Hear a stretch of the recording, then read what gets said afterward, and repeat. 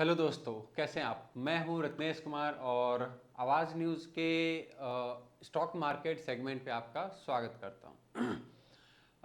कल के एक वीडियो पे हमारे कमेंट आया है कि निफ्टी का एक किसी व्यक्ति ने किसी दोस्त ने कॉल और पुट लेकर रखा है।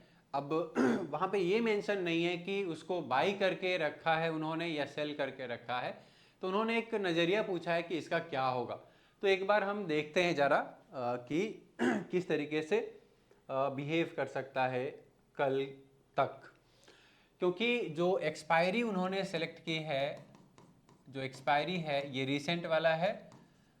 आज 11 तारीख है, यानी कि 12 जून का एक्सपायरी है। और जो उन्होंने पुट ऑप्शन की बात की है वो है 24,500 का, जहाँ तक मुझे ध्यान है। और कॉल ऑप्शन की बात की है वो है 25,500 का। तो अब इसमें देखेंगे कि क्या हो सकता है इसका। पहली चीज़ तो आपको ये ध्यान रखना है कि जो पुट ऑप्शन है और कॉल ऑप्शन है आपका, अगर निफ्टी को हम देखें कि कहाँ पे क्लोजिंग मिली है, तो लगभग 25,140-41 के आसपास क्लोजिंग मिली है। अब ध्यान रखेंगे, बहुत इंपॉर्टेंट चीज़ है,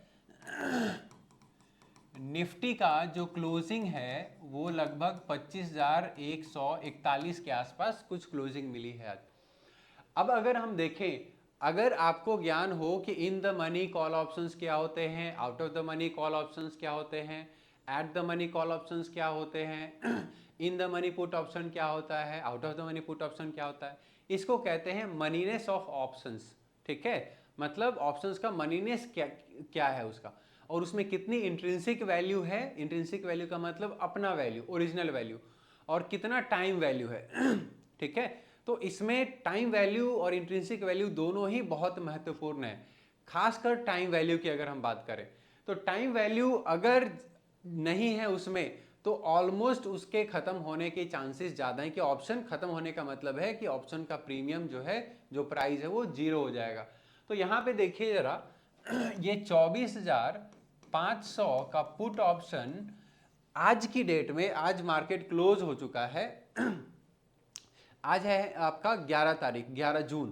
तो जब मैं यहाँ वीडियो बना रहा हूँ, शाम के लगभग 5:15 हमारे हो रहे हैं, और तब तक मार्केट 3:30 बजे क्लोज हो चुका है। तो पुट ऑप्शन का प्रीमियम लगभग 2 रुपये 10 पैसा ही बचा है।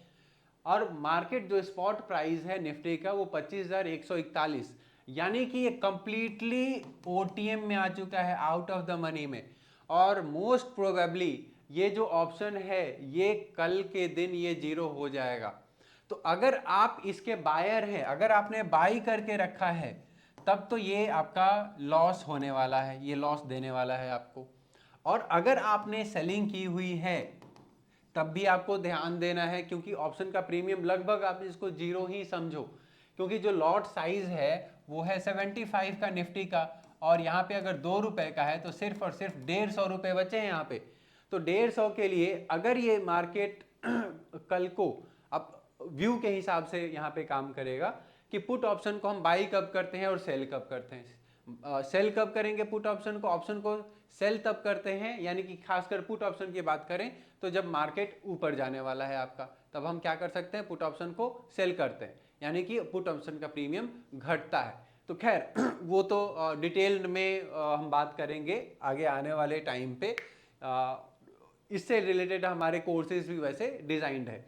तो यहाँ पे अगर आप देखेंगे कि अगर आपने बाई करके रखा हुआ है, तो अल्टीमेटली यहाँ पर अगर मार्केट कहीं पे भी मूव नहीं किया कल, एकदम से अगर साइडवेज हो जाता है, तो लॉस देगा ही आपको, या दे चुका होगा अब तक। अब क्या 150 रुपये बचाकर भी आप ज़्यादा कुछ यहाँ पे नहीं कर सकते।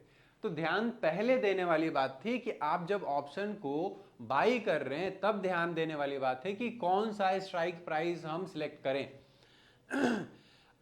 और एक और बात मैं लास्ट में आपको ऑप्शन के बारे में बताकर जाऊंगा, उससे पहले जो कॉल ऑप्शन यहाँ पे है, कॉल ऑप्शन 25,500 का कॉल ऑप्शन, और इसका जो प्रीमियम हमारे पास बचा है, ये लगभग जो क्लोजिंग मिली है 4 रुपये 80 पैसे की। तो ध्यान देने वाली है, 4 रुपये 80 पैसा, और ये भी OTM में जा चुका है। यानी कि ऑलमोस्ट अगर मार्केट 25,140 के आसपास यहाँ क्लोजिंग देता है तो दोनों के दोनों प्रीमियम्स आपके जीरो हो जाएंगे। तो बायर के लिए तो ये लॉस है ही। हाँ, वो बात अलग है कि अगर मार्केट कल बहुत ज़्यादा gap down, significantly gap down या गैप अप ओपन होता है तो इनमें से कोई ना कोई एक अच्छा खासा प्रॉफिट आपको दे सकता है, लेकिन वो 50-60 के गैप अप गैप डाउन से कुछ नहीं होने वाला है यहाँ पे। अगर ये 200-250 या 150 पॉइंट का गैप अप या गैप डाउन होता है तब कॉल या पुट में से कोई एक आपको प्रॉफिट देकर जाएगा। अब यहाँ पे मैं आपको एक बात बताना चाह रहा हूँ कि ऑप्शन को बाई करके कभी भी आप होल्ड मत कीजिए, यानी कि अगले दिन के लिए, क्योंकि जो भी टाइम का डिके होता है, थीटा डिके रोल प्ले करता है, वो ज़्यादातर ओवरनाइट करता है। ओवरनाइट ही ये ज़्यादा सिग्निफिकेंटली रोल प्ले करता है। और अगर आप OTM में, खासकर OTM में कॉल और पुट लेकर काम कर रहे हैं और इसको फिर होल्ड भी कर ले रहे हैं, होल्ड करने का मतलब अगले दिन के लिए आप लेकर जा रहे हैं, तो ये अल्टीमेटली 90% केसेस में ये आपको लॉस देने वाला है। तो या तो आप उसी दिन जो भी प्रॉफिट लॉस है आपका उसको एग्जिट कीजिए, जो भी हो रहा है। OTM में कभी भी आपको होल्ड करके नहीं जाना है। और जब भी आप सिलेक्ट कर रहे हैं, ऑप्शन में काम कर रहे हैं, तो स्ट्राइक प्राइस का सिलेक्शन बहुत इंपॉर्टेंट हो जाता है। कौन सा स्ट्राइक प्राइस, और इसके लिए बहुत सा क्राइटेरिया है जिसके लिए हमने अलग से ऑप्शन चेन का कोर्स बनाया हुआ है, तो उसके बारे में भी आप बात कर सकते हैं। तो ऑप्शन चेन में आपके पास जो ऑप्शन ग्रीक्स होते हैं, ऑप्शन ग्रीक्स यानी कि खासकर अगर हम थीटा की बात करें तो यही प्रीमियम डिके का एक कारण होता है, ठीक है। इसके अलावा वेगा है भी है, गामा भी है, तो उन सब के बारे में वहाँ पे आपको जानकारी मिलेगी। लेकिन फिर मैं आपको याद दिलाऊं कि ऑप्शंस को एक तो पहला मेरा सलाह ये रहेगा कि अगले दिन के लिए ऑप्शन को होल्ड करके मत जाइए, क्योंकि रिटेलर, हम जैसे रिटेलर के पास उतनी कैपेसिटी नहीं होती है लॉस लेने की। और मार्केट में सबसे पहले आपको यही सीखना चाहिए कि कितना लॉस हम ले सकते हैं, पहले ये डिसाइड करना होगा, तभी हम मार्केट से कुछ पैसा बना सकते हैं। तो पहले तो आप सीखिए, उसके बाद आप मतलब सेकंड जो फेज आता है यहाँ पर, आपको पेपर ट्रेडिंग करनी चाहिए डेमो अकाउंट से, और या फिर लिख कर आप वहाँ पे अपना ट्रेडिंग कर सकते हैं।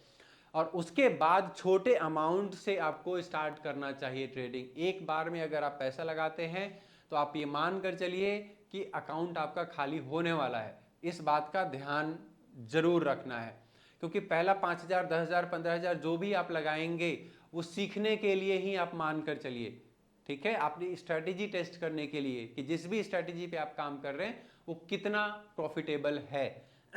और दूसरी चीज़, स्ट्रैटेजी भी हमें बार बार नहीं चेंज करना चाहिए। तो यहाँ पे सबसे पहले आपको नॉलेज लेना है, सीखना है, उसके बाद आपको प्रैक्टिस करनी है कम से कम 3 से 4 महीने। उसके बाद आपको छोटे अमाउंट से शुरू करना होता है। और ये यहाँ पे फिर आता है आपका साइकोलॉजी। तो साइकोलॉजी बिल्डिंग है, बाकी सारी चीज़ें होती है, टेक्निकल एनालिसिस है, स्टॉक सिलेक्शन है ना। अगर ऑप्शन में काम कर रहे हैं तो स्ट्राइक प्राइस को कैसे सिलेक्ट करें ऑप्शंस में, तो ये सारी चीज़ें हम आपको बताएंगे। यहाँ पे अगर मैं देखूँ तो फिर से मैं वहाँ पे चलता हूँ, जिनका भी कमेंट था इन ऑप्शंस के बारे में, तो आप मान कर चलिए ऑप्शंस का जो पे ऑफ चार्ट अगर आप देखते हैं, पे ऑफ चार्ट आपको क्लियर नहीं होगा, इसके बारे में शायद बहुत लोगों को पता भी नहीं होता है। और यहाँ पे मैं इतना टाइम भी नहीं है कि, क्योंकि जो वीडियोस होते हैं हमारे 15 से 20 मिनट के आसपास ही ज़्यादा जाता है, तो यहाँ पे इतना टाइम भी नहीं होता है, क्योंकि कम से कम ये जो कोर्स में हम बताते हैं पे ऑफ चार्ट, कम से कम 4 घंटे का टाइम लगता है क्लियरली समझाने में। तो पे ऑफ चार्ट बेसिकली इसको कहते हैं प्रॉफिट एंड लॉस चार्ट। ये तो बाद में आता है, बहुत लोगों को ये भी नहीं पता होता है कि बेसिकली ये कॉल ऑप्शन क्या है, कॉल ऑप्शन क्या होता है, पुट ऑप्शन क्या होता है, इसको पीई क्यों कहते हैं, सी क्यों कहते हैं, बहुत लोगों को ये भी नहीं पता होता है। तो पीई का मतलब होता है, क्योंकि देखो ऑप्शंस जो होते हैं वो दो टाइप के होते हैं, और ऑप्शंस एक यूरोपियन ऑप्शन कहलाता है, एक अमेरिकन ऑप्शन कहलाता है। हमारे इंडिया में जो फॉलो होता है वो यूरोपियन ऑप्शन फॉलो होता है, इसीलिए पीई को पुट यूरोपियन बोला जाता है, जबकि सीई को कॉल यूरोपियन बोला जाता है। ठीक है, तो डिटेल में आपको अलग अलग कोर्सेज में ये बताए जाएंगे। तो सबसे पहले तो आपको पता होना चाहिए कि ये ऑप्शन इसको कहा ही क्यों जाता है और कौन सा ऑप्शन हम फॉलो करते हैं, और यूरोपियन ऑप्शन ही क्यों फॉलो करते हैं, अमेरिकन ऑप्शन क्यों नहीं फॉलो करते हैं। तो बहुत सारे सवाल होते हैं जो हमें पता नहीं होता है, हम सिर्फ मार्केट में आते हैं और सिर्फ ये देखते हैं कि रेड है, ग्रीन है, बाई करना है, सेल करना है, और इसी में हम फंस जाते हैं। तो सबसे ज़्यादा ज़रूरी है कि पहले आप नॉलेज लें, सीखें चीज़ों को, और उसके बाद में ही हम मार्केट से एक्सपेक्ट कर सकते हैं पैसा कमाना, और वो भी एक रियलिस्टिक अप्रोच होना चाहिए। ये नहीं कि महीने में, 10 दिन में, 15 दिन में पैसा डबल करना, ये कभी भी पॉसिबल नहीं होता है। हाँ, कभी कभी लक की चांस होता है कि हाँ 4 रुपए वाला ऑप्शन 400 भी जाता है, ऐसा होता है, लेकिन वो हमेशा नहीं होता है, और हर किसी में कैपेसिटी नहीं है कि 4 रुपए वाले को 400 तक होल्ड करके रख सके। तो आप ध्यान रखिए, जो भी बातें इस वीडियो में बताई गई हैं ऑप्शंस के बारे में, वो बेसिक चीज़ें हैं, उनको ज़रूर ध्यान रखिए कि ऑप्शन को कभी भी एज अ रिटेलर, आप न्यू ट्रेडर हो, आपके पास कैपेसिटी नहीं है, आप होल्ड करके अगले दिन मत जाओ, खासकर ओटीएम वाले ऑप्शंस जो आउट ऑफ द मनी वाले ऑप्शंस हैं। और मनीनेस में मैंने आपको एक्सप्लेन किया था, बताया था कि 3 टाइप के होते हैं। At the money options strike price होता है, in the money strike price होता है, और out of the money strike price होता है। हर स्ट्राइक प्राइस के पास उसका जो प्रीमियम होता है उसमें 2 टाइप की वैल्यूज होती हैं, इंट्रिंसिक वैल्यू और टाइम वैल्यू। इनका क्या रोल होता है ये हम बाद में बताएंगे आपको। चलिए अब जरा देखते हैं कि निफ्टी किस तरीके से बिहेव कर सकता है आने वाले टाइम में, यानी कि कल निफ्टी का एक्सपायरी है, थर्सडे है, और थर्सडे को वीकली एक्सपायरी होता है निफ्टी का। तो इसको जरा देखते हैं।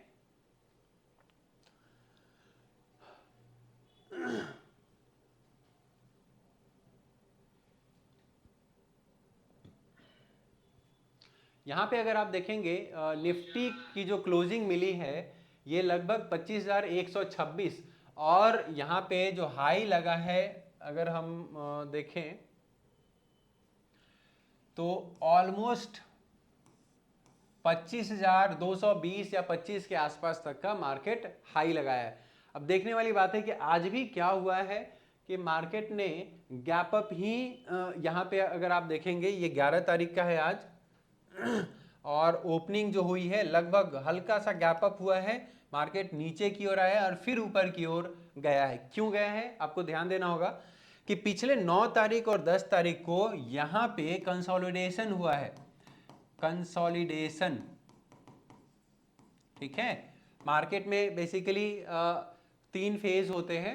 एक होता है कंसोलिडेशन का, चाहे वो अप ट्रेंड में हो या डाउन ट्रेंड में हो। एक होता है कंसोलिडेशन का, एक होता है आपका मार्केट जब अप ट्रेंड की ओर मूव करता है, और फिर ऊपर होता है डिस्ट्रीब्यूशन। डिस्ट्रीब्यूशन में बेसिकली सप्लाई होती है। तो जब कंसोलिडेशन होता है तो जनरली प्राइस अप ट्रेंड में मूव कर रहा है, तो यहाँ पे प्राइस ऊपर की ओर जाएगा, इसको अप ट्रेंड कहते हैं, और फिर ऊपर की ओर डिस्ट्रीब्यूशन वाला पार्ट आता है, और फिर मार्केट यहाँ से फॉल करता है क्योंकि यहाँ पे सप्लाई जोन होता है। ठीक है, और पूरा market he demand and supply zone, demand and supply के ऊपर काम करता है। तो डिमांड एंड सप्लाई किस तरीके से आइडेंटिफाई करना है सबसे पहले ये आपको जानना चाहिए। फिलहाल यहाँ पे अगर आप देखेंगे कल थर्सडे है, और थोड़ा सा हम डेली चार्ट के ऊपर अगर नज़र डालें तो आप देखिए, बहुत ध्यान से देखिए मार्केट कहाँ पे है, कि पिछले दिनों जब मार्केट यहीं से बहुत ही बेहतरीन तरीके से नीचे की ओर फॉल किया है, यानी कि ये जोन यहाँ पे सेलर्स बैठे हुए हैं।